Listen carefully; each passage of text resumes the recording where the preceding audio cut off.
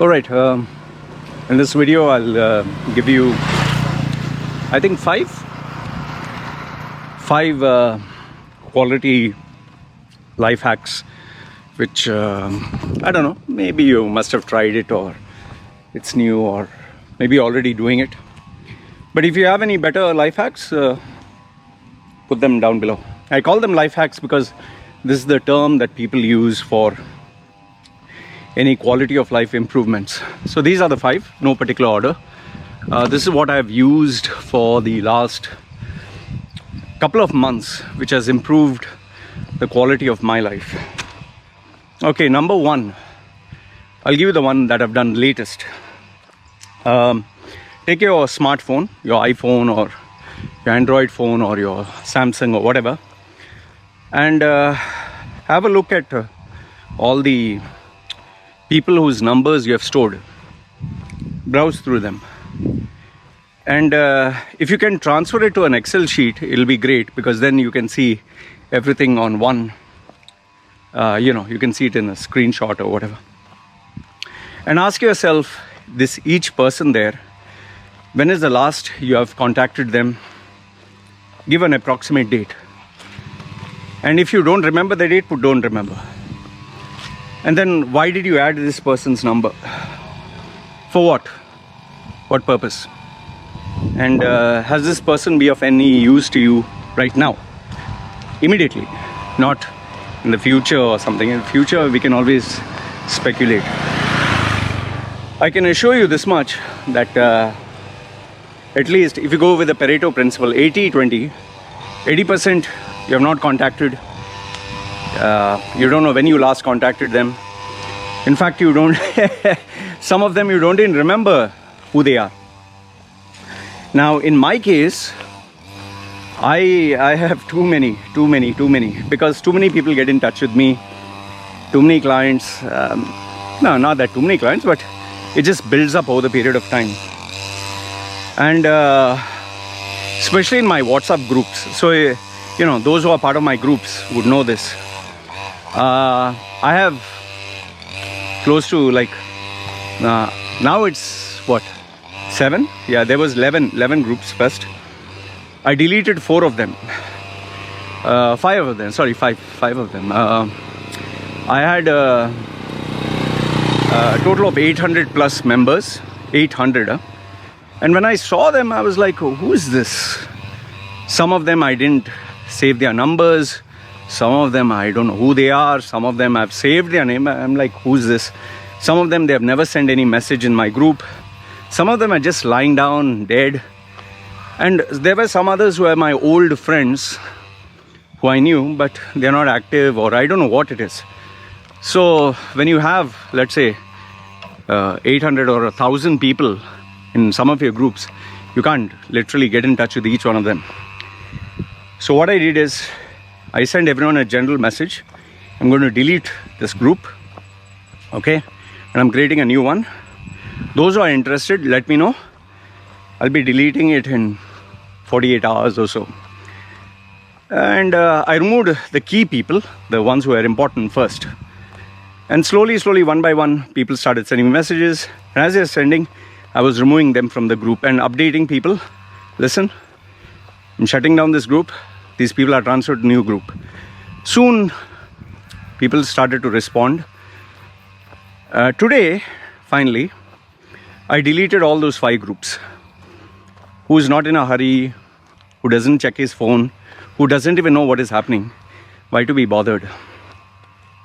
Now the funny thing is, imagine out of nearly 800 people, I've come down to, I think, 123 or something. And I've divided them into 2 groups.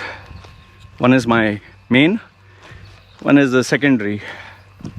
Now I have another, 7-8 more groups. I'll go through all of them and do the same. So what is the first life hack? Go through your list of contacts. Don't just store. We have a habit of storing numbers, adding people on social media, then adding people who will follow us, and Then there are so many accounts where people have disabled the account, or they're no longer existing and they're still there. I mean, for what? Why do you have so many dead contacts? Yes, they are maybe rich, powerful, influential, but if you're not going to maintain a relationship with them, seldom would they ever be of any use. Okay, fine, there is always a possible law. If tomorrow I'm in trouble, I can go. Keep those separate, fine. Those who you feel will help you in a rainy day, but everyone's not going to help you. And simply having contacts for the sake of having contacts is pointless. And there are some people who will just namesake be there for you, and when you need them, they're never there. So I decided only ones who are active I keep, rest everyone delete. Took me 3 days, because I was giving them announcements before. And now, anyway, so that's one. Go through your list of contacts and filter them out for 2022. So you give room for new ones. And remember, the few that are there, engage with them. Others, it's no point. So this is the first quality, like hack improvement. Second one is, you and I, all of us have critics, have haters, have people who criticize us, make fun of us, whatever. In my case, given that I'm on YouTube and I'm visible, I have more than my share. And what happens is, once a while you get new people who come in, who don't know you, don't know your past, who don't know anything. And yes, because people can comment, they will comment. So before, my policy was add everyone, read everyone's views, and respond to whomsoever. In fact, if you follow me on YouTube or Facebook, you know that I have to respond to haters and individually and put their comments and all that. It increased to a point where I was getting overwhelmed. Like I couldn't respond to each and every one. There were too many, and I was just too busy, man. And somewhere down the line, you lose that. You lose the freshness of it. You lose the fun. It's no longer fun. It's like, not again, man. This is boring. So now what I do is, fine, whomsoever is there, fine. You can comment, you can agree, you can disagree. But there are these groups of people who constantly talk shit, nonsense, rubbish. Like, there are some people who, for example, who say that, okay, prove it you have a client, prove it. There are some people who say, prove it you have contacts in UAE. There are some people who ask me, okay, prove it that you do exercise. Then there are some who say, prove it you're in Thailand. Some even say, prove it she's your wife, prove it this is your kid, prove it you're successful, and ha. And I'm giving you just the prove it. The bad words are many, the trolls there are many, the allegations, I'm a fake, I'm a fraud, I'm a dangerous criminal wanted by CIA, FBI, UAE, ran away, jailed, I'm a drug dealer, I'm a pedophile. Okay, that never ends. So those people who only give bad words, and once, okay, fine. But if you constantly do it, now I follow a simple policy, block and delete. Just block and delete. Then there are people who, if I feel they are disrespectful, before I have to engage in a dialogue, now same, block and delete. And if there are these people who constantly put, prove it this, prove it that, prove it this. If you check my YouTube videos before, there was once a YouTube video where I showed that I actually ran 8 kilometers. There was a, I don't know, critic or hater who was saying, yeah, stop faking it, you don't run. Stop faking it. You're only slim because you only lost weight because of the surgery, bariatric surgery, which I'm very transparent about. So he said, you don't do any running, you don't do any walking. You don't do any running. Walking, he could see the videos where I walk. So I made one video specifically where I ran 8 kilometers and I showed up, down, up, down, up, down. Okay. After I put that video, see, now he's criticizing me and saying that you don't run, or you cannot run 2 kilometers or 4 kilometers. He said it's impossible, you can't. So I did 8 and I showed it to him. Now after I did 8, I proved it to him, right? His criticism was, I can't run or I can't run 4 kilometers or 5 kilometers. I did 8. Now after I put 8, his criticism was, you are running too slow. Okay, nobody was there to verify. And then he was like, that was not enough. He was like, yeah, you couldn't have ran if you didn't do the surgery. Now again he had another criticism. So I was like, I just proved it to him. Now he has another new criticism. Now soon he'll have, if I do that, then he'll have another one. So it's like, why am I wasting my time on him? In fact, there were some people who even criticize, prove it, you have a client with their real name. One of the guys who took my service, he actually put through his real account on my Facebook, LinkedIn, and this thing. He was a, I don't know, generous guy. He didn't care. I guess primarily because he's not based in UAE. He put, okay, thanks Loy. Okay, for those who are saying it's a fake account, this is my real name. You can check with me. And now I don't know when this was, 2 years ago or something. I put it and I showed it. And people are, the criticism, see, before the criticism, you don't have any real person. After I put the real person, people were like, yeah, why don't you just admit he's your friend? Or some people are like, you have paid him. Or this is another fake testimony. Like, oh my goodness. Okay. So I decided, forget that. So the point I'm trying to say is, see, those people who are your critics, who hate you, no matter what you do, they will always find out something else to just disregard what you have told them. Like, let's say, for example, I ran 8 kilometers. The guy will say, next criticism, no.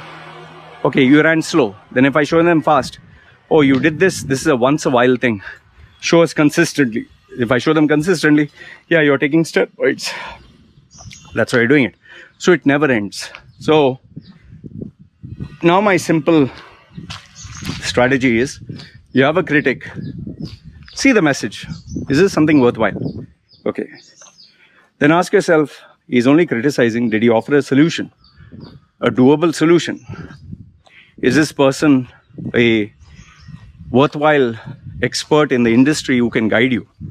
Or is it just some random guy, like, you know, when you have a cricket match, basketball match, or football match, the guy who's drinking the beer, hey, you fucking this, you should play like this. And but you ask him, okay, you show me. They can't show. They are just, you know, guys who are experts at talking. So it doesn't matter. So the second life hack is critics, haters, and this thing. Now, I allow them to be there, but if they are constantly at it, block and delete. I don't have to hear from them ever again. I keep their comment, but I block and delete. They can keep creating hundreds of new accounts, I don't mind. Block and delete. Next one.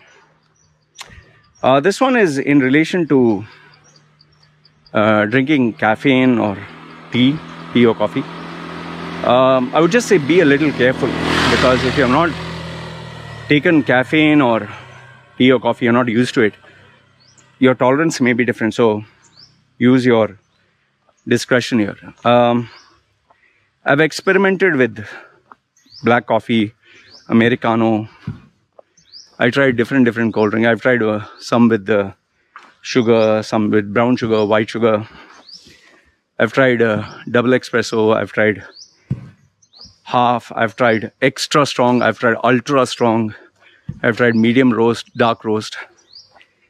So, to my surprise, before I used to like extra strong, like, you know, really, really strong. I used to go for the strongest. But what I realized is, when I'm taking the strongest, my energy goes super high, aggressiveness goes super high, stays up, and then there is a sharp fall. So I was like, how can I put it up gradually, let it be there, and stay for longer? So finally, after experimenting, I found out I don't have to drink extra strong espresso. I can drink normal espresso. See, there's normal, there's strong, extra strong. So now I've drinking strong. And remember, espresso is much more stronger than coffee, much more stronger. So now I drink strong, and I might drink it twice during the day. So it doesn't push my like hyper focus super high and then super down. It focuses where it needs to be, and it keeps my energy throughout the day. Only downside to it is when it's time to go to sleep, you'll get knocked out. Okay, so that's the life hack number 3. Number 4 is this one is pretty funny. Sometimes you want to eat something or drink something or buy something, and the thing is always itching you, and you're like, I wish I want to buy, and you try to control. Now, I've tried the aspect of self-control, whereby I don't buy until I'm cool, calm, and composed. The other one was before, when I wanted something, I'd buy it immediately. Today, what I do is, if I want to buy something, I write it down on a sheet of paper. Okay, this is what I want to buy. So anytime there is a couple of things, I write it down. Then weekly once, I make sure that I satisfy a craving, or if in case I achieve a target or a client or a customer or a financial goal of mine, I reward myself through that list. Now let's say I wanted something super expensive, like the Steam handheld device, which is $300, $400 right now, $500, not yet released. That's something on my radar I wish to buy. Now, you can't get it right now. It's going to release in December. It will not be available in Thailand for another 1 year. So this time, let's assume I wanted to buy and that is available. Now that is $500 example. Now, I would put a condition and a clause. I will earn 10 times more, like $5,000 or $10,000, and then I'll reward myself with that. So now there is a goal. It's exciting. It challenges me. If in case there is a smaller distraction or temptation, like eat at McDonald's. I really wanted to eat at McDonald's. Burger King. The Wagyu burger with mushroom and that kept bugging me for 2-3 days. So what I said is, as soon as I get good client, I'll reward myself. The day I got my client, immediately told my wife, let's go, and I rewarded myself for it. The other day, it was I wanted to eat a barbecue, and even though there was already food in the house, but I delayed this too long, told my wife, let's go have the barbecue, finish.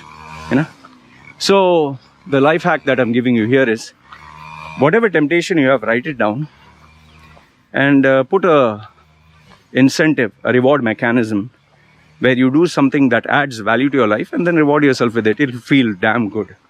Okay? And the final life hack, this one I think you're aware of, is lately, I've been getting into PC games and trying different things. The funny thing is, as I've been trying these different games, it is challenging me with different set of skills. Like, for example, when I played Doom is a shoot, take a gun and shoot it. I played after so long. Oh, it was so tough. Like, I had to hold the gun, look at the guy, jump and shoot. And so I kept playing it till I mastered it. And now I'm just an amateurish average, but it's far more easier than day one. Fine. So I was happy I mastered a new skill. Then I tried another shooting game, which is Call of Duty. But this one, you can't just rush and shoot and jump. You have to wait, hide, snipe, look, shoot, come back, take another gun. There's a different set of skills for that. So I played the first time, it was a disaster. Kept at it. Now finally got a little better at it. Now when I play the game again, I found myself really good. Means average. For you, maybe amateurish. For me, it's good enough. Now what I've thought is, I'll challenge myself with some tough games. Games that are not like the Candy Crush or Plants vs. Zombies, not the simple ones. something that involves a little bit of thinking, technical know-how. Now, right now, I'm trying Civilization. Civilization 6 is a grand strategy game. You need to think so many things, and my goodness, it's like, you know, I've been sitting 4 days, still it's not making sense to me. 4 days. I'm just at the tutorial and I'm still confused with Civilization 6. But I've decided I'll keep at it until I master, because it involves a lot of thinking. It's like a chess, kind of a chess game. Now, why am I doing this and what is the lesson that you can learn? I think you need to push yourself out of your comfort zone to learn some new skills, not just physically, but also mentally. For example, you go to the gym, you do one exercise and that is your favorite exercise. Maybe you're really good. Let's say many bodybuilders, they train the upper body, chest and biceps and arms and all. They're very good at it. But they don't have legs. They don't train their legs. So now if you ask them to train legs, they're struggling and suffering and stuttering. But if you keep at it, eventually it'll become stronger. Let's say you don't do your abs, abdominals. You've never done it.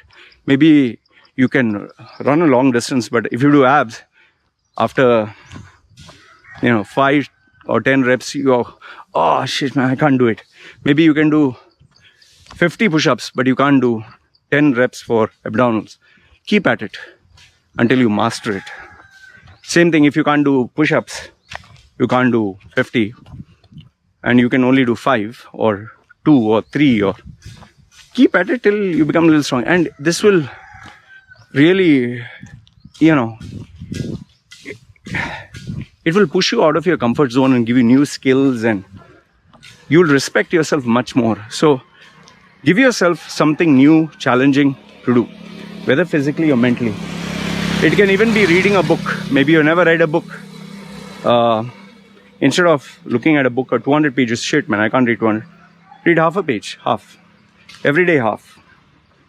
Let's say blogging, you've never done it. Do 5 lines. 5 lines too much, do 2 lines. I'm sure 2 lines you can do, right? Hi, how are you? And this is my first blog post. Simple, right?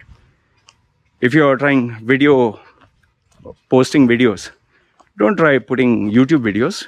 It'll be too much. Try Instagram stories, maybe 10 seconds, 30 seconds. Hi, how are you? This is my first video vlog. I just wanted to share a couple of thoughts with you. I don't know what to say. Okay, take care, bye. So you said something. Second one can be, hey, this is day 2. Still wondering what to say. Just thought I put this video there to stick with my schedule. So you see, you just talk. Day 3, today I'm eating this. I'm enjoying it. It's great. Taste is nice. You should try it sometimes. Day 4, today I did exercise. So something is better than nothing. But try new things so that it challenges you and pushes you off your comfort zone. So these are the 5 things that I thought I'd share with you. Let me know which one adds value to you, because, we're always learning and growing and always trying to figure out ways to improve. Yeah, so I don't even know what all I told you. But yeah, one is get rid of all your contacts, housekeeping for the year, Facebook, social media, whatever. Second one is get rid of the haters. They don't add any value. Number 3 is experiment and see which caffeine works with you to keep your energy high, or foods. Number 5 is this one. Try this new games. And number 4, I forgot, man. You always end up forgetting one thing, right? Let's see if I remember 4 later on. Okay? Don't want to. Do I remember? No?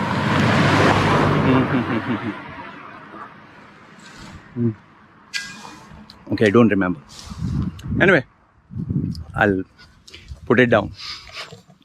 Let me know your thoughts. Okay? This is me signing off. You guys take care. Chal, still bugging me. Don't remember point number 4. Okay? Take care.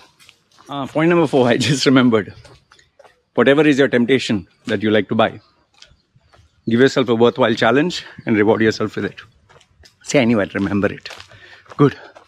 Yeah. Okay. Now I'll say goodbye. Take care. Chal. Bye. See you. Whatever.